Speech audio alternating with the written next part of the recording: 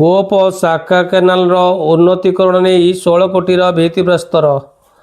ପ୍ରାଚୀ ବିଭାଜନ Balianta canal sub division ଅଧୀନ ବାଲିଅନ୍ତା ସାଇପନ ଛକ ସ୍ଥିତ ଗୋପ ଶାଖା କେନାଲର ଉନ୍ନତିକରଣ ନେଇ ଜଳସମ୍ପଦ ବିଭାଗ ପକ୍ଷରୁ 16 କୋଟି 19 ଲକ୍ଷ 45 ହଜାର ଟଙ୍କା ମଞ୍ଜୁର କରାଯାଇଛି।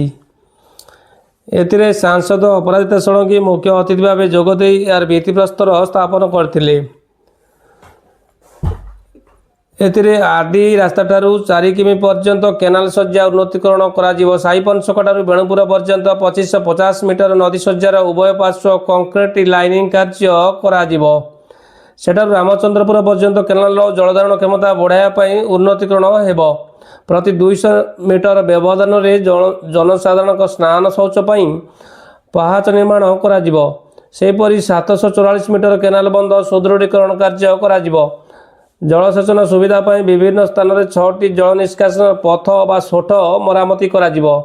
ଏହି ଅବସରରେ ଅନ୍ୟମାନଙ୍କ ମଧ୍ୟରେ ପ୍ରାଚୀ ବିଭାଜନ ଅଧିକରଣ ଯନ୍ତ୍ରୀ ରଘୁନାଥ ସ୍ୱାଇଁ, ସହକାରୀ ନିର୍ବାହୀ ଯନ୍ତ୍ରୀ ଶ୍ରୀରାମ ଷଡ଼ଙ୍ଗୀ, ସହକାରୀ ଯନ୍ତ୍ରୀ ଭୀମସେନ ବେହେରା, ସାଂସଦଙ୍କ ପ୍ରତିନିଧି ଚୌଧୁରୀ ଦ୍ୱାରିକାନାଥ ଦାସ, ମଣ୍ଡଳ ସଭାପତି ପ୍ରେମାନନ୍ଦ ଖୁଣ୍ଟିଆଙ୍କ ସମେତ ବହୁ ଦଳୀୟ କାର୍ଯ୍ୟକର୍ତ୍ତା ଉପସ୍ଥିତ ଥିଲେ।